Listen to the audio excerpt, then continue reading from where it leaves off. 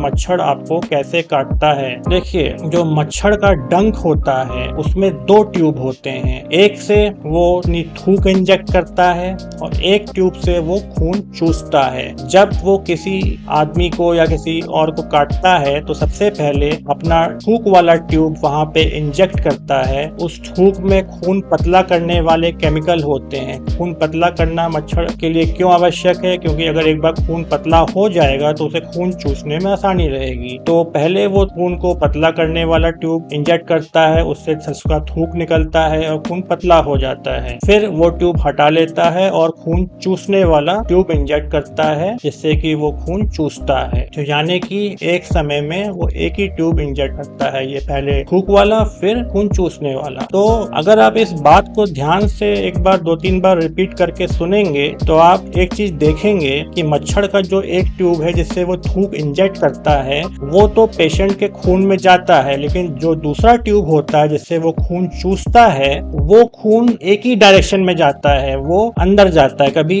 एक आदमी से दूसरे आदमी के खून ट्रांसफर नहीं हो सकता, क्योंकि खून जब चूसता है वो तो एक ही डायरेक्शन में चूसता है। तो HIV तभी फैल सकता है जब आपका मच्छर जो होता है कि अपना जो खून चूसने वाला ट्यूब है अगर आपके पहले इंजेक्ट करे और अपना खून एक आदमी से दूसरे आदमी में आपके ट्रांसफर हो जाए तो उसे HIV हो सकती है। यहाँ पर आपके खून क्योंकि दूसरे आदमी में इंजेक्ट होता ही नहीं, एक ही डायरेक्शन में चूसता है, तो खून का ट्रांसफर नहीं हो रहा है। दूसरी बीमारियां यानी कि डेंगू, चिकनगुनिया, मलेरिया, ये सब कैसे हो सकती हैं? ये बीमारियों का कारण दूसरा है। इसमें क्या होता है कि जो मच्छर का जो थूक वाला डंक होता है जिससे वो आपके लोगों के थूक इंजेक्ट करता है, ये बीमारियों का वायरस जो होता है ये थूक में ही उसके रहता है। जब वो थूक इंजेक्ट करेगा आप किसी आदमी के तो वो थूक के थ्रू ही इसके अंदर पहुंच जाएगा और उसे डेंगू और चिकनगुनिया जैसी बीमारियां कर सकता है। यहाँ पे एक चीज और जानना इम्पोर्टेंट है कि जो HIV का वायरस होता है वो मच्छर की बॉडी के अंदर तुरंत जाके खत्म हो जाता है। जैसे ही कोई मच्छर किसी HIV पेशेंट का खून चूसता है और वो